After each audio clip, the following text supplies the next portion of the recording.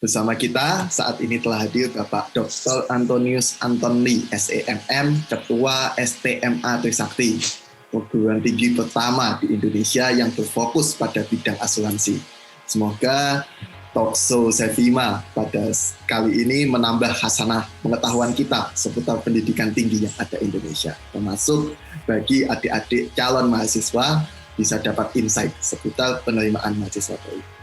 Sebelum kita cerita lebih jauh tentang PMB itu, Pak Ketua, mohon izin bisa dikisahkan tentang sejarah SMA itu sendiri, Pak, dan kenapa berfokus di bidang asuransi. Baik, Pak Ilham, terima kasih sekali. Jadi pada tahun 84 ya, itu pertama kali perguruan tinggi asuransi itu berdiri di Indonesia, yang diinisiasi oleh para pakar asuransi di bidang asuransi bersama dengan Yayasan Trisakti ketika itu ya, mendirikan sebuah perguruan tinggi yang tadinya belum ada di Indonesia sama sekali ya. Jadi kita bayangkan bahwa industri asuransi ini begitu terlambat mempersiapkan diri menghadapi kebutuhan masyarakat yang begitu besar, dan sampai hari ini terus terang saja pengetahuan masyarakat tentang asuransi itu masih sangat tertinggal ya. Makanya orang sampaikan bahwa literasi asuransi di Indonesia sangat kurang, bahkan tidak ada pelajaran di SD, SMP, SMA. Ya, walaupun sudah dibuat bukunya, namun masih sangat tertinggal. Nah, hal ini sebetulnya sudah dipikirkan jauh hari. Makanya kita kemarin itu kan mendapatkan penghargaan karena melihat bahwa tahun 84 ya, itu sebagai suatu bukti di mana perguruan tinggi pertama yang dinamakan Akasri waktu itu, Akademi Asuransi Trisakti, didirikan ya untuk menjawab kebutuhan masyarakat. Namun demikian sampai dengan hari ini ya, kalau kita mau katakan bahwa minat siswa untuk berkuliah di asuransi itu masih sangat kecil. Ya, kenapa demikian? Karena mereka tidak tahu apa itu asuransi, ya, yang sebetulnya ada di dalam setiap kehidupan kita, ya, merupakan sebuah kebutuhan daripada masyarakat itu sendiri. Kalau kita tarik dari sejarah berdirinya,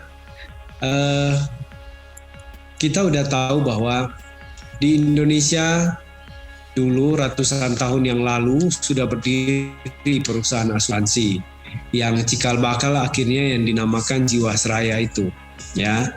Nah, kemudian berkembang industri-industri yang lain. Tetapi perkembangannya sangat lambat dibanding dengan industri jasa keuangan yang lain seperti perbankan dan lain sebagainya. Kita lihat perbandingannya begini. Asuransi Sentral Asia itu berdiri 1 tahun sebelum BCA ya, waktu itu ACA itu 1 tahun sebelum BCA. Tapi perkembangan industri asuransi itu tertinggal, sehingga walaupun dia masih merupakan perusahaan ranking di Indonesia, tetapi jauh sekali tertinggal dengan BCA yang begitu besar majunya. Nah, perbankan yang lain juga begitu. Nah, ini satu hal yang sangat berbeda. Kalau di luar negeri itu orang bekerja di asuransi itu ya lebih mentereng lah begitu ya, dan gajinya lebih baik, kemudian merupakan orang-orang yang ahli, dilihatnya sebagai orang yang ahli benar-benar. Di Indonesia orang masih melihat ya seperti perbankan itu lebih gitu ya. Padahal kalau kita melihat kembali, kalau sponsor sepak bola tuh ada nggak perbankan gitu? Nggak ada. Itu sekitar perusahaan asuransi semua, yang besar-besar tuh demikian. Jadi di luar negeri asuransi itu membuka bank, tapi di dalam negeri ini bank buka asuransi. Nah, ini yang terjadi. Kita pahami bahwa kalau tidak ada asuransi berarti tidak ada perbankan, tidak ada perusahaan pembiayaan, dan lain sebagainya. Kenapa demikian? Tidak ada pinjaman yang bisa dijaminkan tanpa ada asuransi. Anda beli motor gitu ya, pasti ada asuransinya gitu. Nah, kalau asuransi ini tidak ada atau tidak berkembang ya, maka industri yang lain juga tidak akan berkembang. Oleh karena itu kita selalu sebut bahwa asuransi ini merupakan pilar dari ekonomi. Karena dia merupakan pilar dari ekonomi, kok kita biarkan gitulah dia tidak berkembang di tengah-tengah masyarakat. Kok masyarakat tidak meminati industri ini untuk bersekolah dan lain sebagainya. Kenapa nggak meminati? Karena nggak tahu. Padahal kalau orang bekerja di lingkungan di asuransi, sudah menjadi ahli ya asuransi, itu gajinya bisa lebih besar dari industri yang lain. Gitu loh. Sangat besar dan sangat makmur. Padahal asuransinya juga membutuhkan banyak tenaga kerja. Tapi kita meminati yang lain sehingga kita susah mencari pekerjaan. Nah, ini sudah terbukti dari kami. Tracer study kita bagus ya, 77% itu masih berkuliah sudah bekerja, 77%.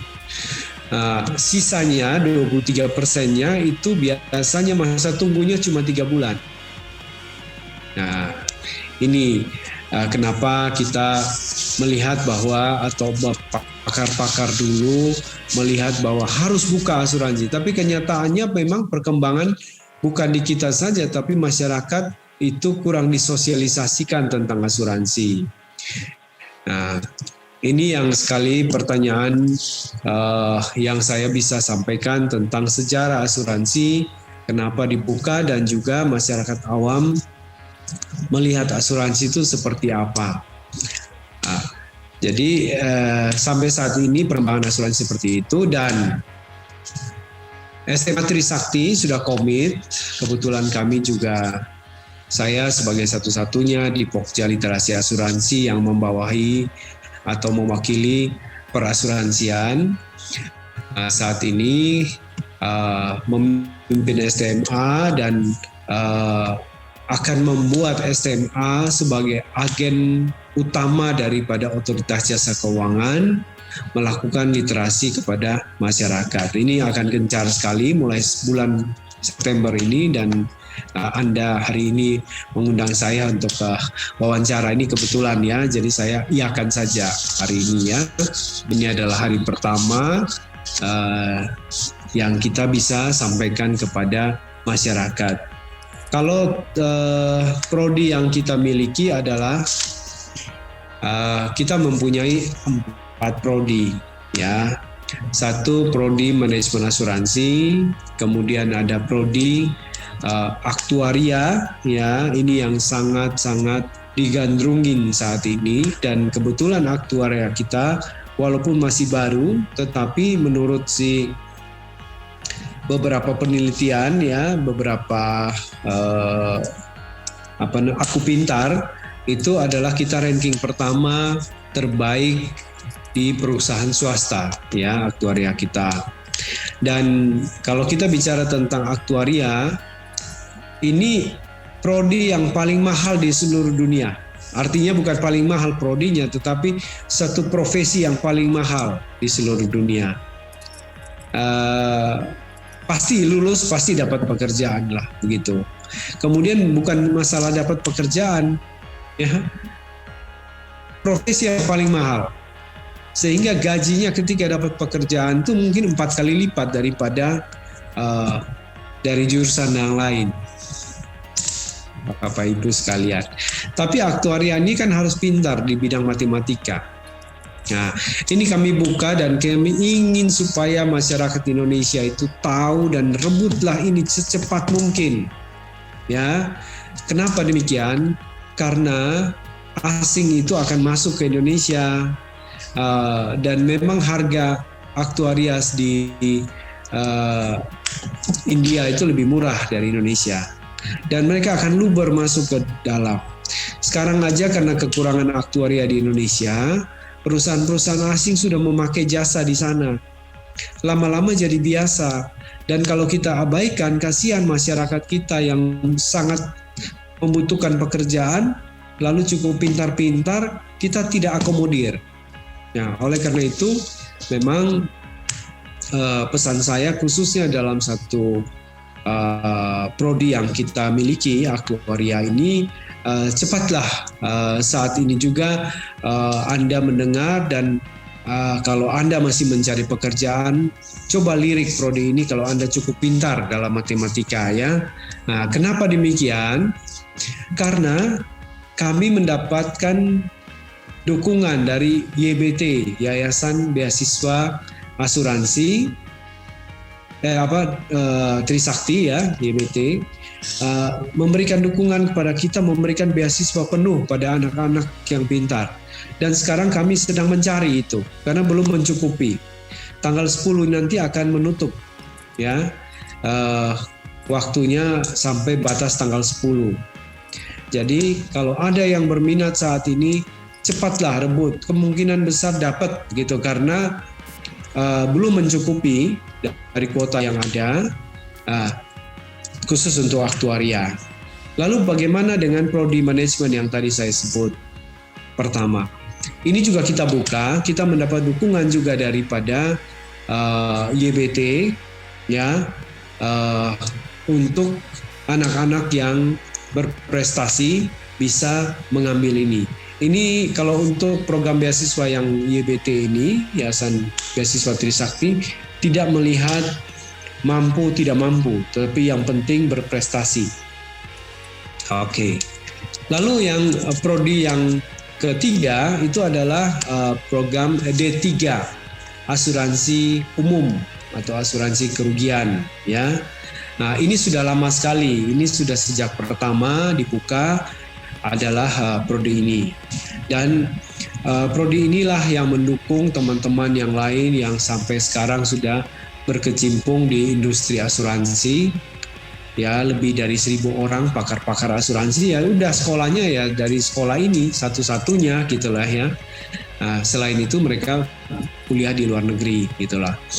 Nah, kemudian yang keempat adalah D3 asuransi jiwa ya.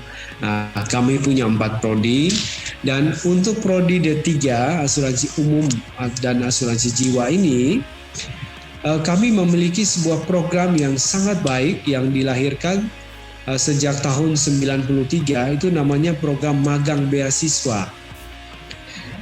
Jadi mereka itu berkuliah di SMA Trisakti yang dulu namanya Akastri, sampai dengan hari ini programnya masih ada, tapi dibiayain oleh perusahaan selama kuliah dan sambil bekerja di perusahaan selama dia masa kuliah itu. Jadi hari Senin sampai dengan hari Kamis dia bekerja di perusahaan, hari Jumat dan Sabtu itu full sampai dengan malam itu berkuliah. Dan itu luar biasa lulusannya. Ya, anak yang kurang pandai pun jadi pandai gitu. Kenapa demikian? Karena itulah satu-satunya kombinasi antara teori dan praktek. Yang bukan cuma magang seperti 6 bulan, 3 bulan, begitu bukan. Selama dia berkuliah, itu pun dia bekerja di perusahaan. Nah, ini kita sudah kolaborasi sejak tahun 93 dan sekarang sudah angkatan ke-28 ya. Mau masuk ke angkatan ke-29 tahun ini.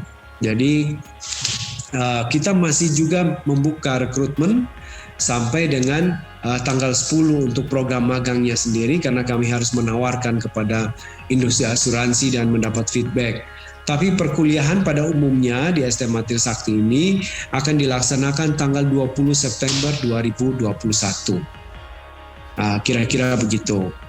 Jadi pada kesempatan ini ya saya mengajak kepada pemirsa semua untuk coba melirik sebuah sekolah tinggi yang pertama di Indonesia dan yang tanpa orang ketahui lebih menjanjikan daripada universitas-universitas besar yang lain. Kenapa?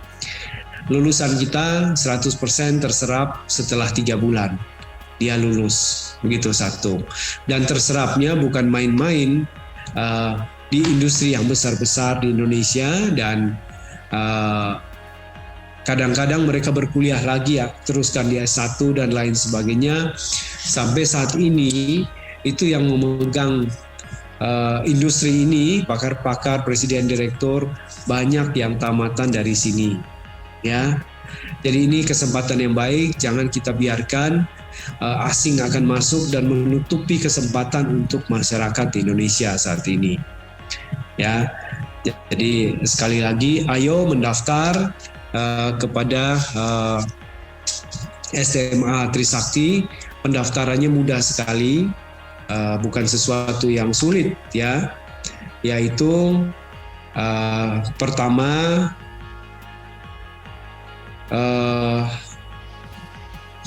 untuk mendaftar itu masuk ke link PM Bondline ya, PM Bondline gitu ya, stma.trisakti.ac.id. Nanti kami tuliskan di bawah, Pak. Ya, PM Bondline ya, .sma-trisakti.ac.id ya. Kemudian jalur yang dibuka saat ini ya jalur tes untuk kelas reguler, kelas biasa ya, kuliah biasa. Kemudian jalur alih jenjang ini dari D3 mau menjadi S1. Nah, kemudian jalur beasiswa YBT, Yayasan Beasiswa Trisakti, dan jalur beasiswa magang. Nah, ini 4 jalur yang bisa didapatkan. Dan satu lagi adalah kami sudah berlakukan dalam penerimaan alih jenjang itu, kami sudah berlakukan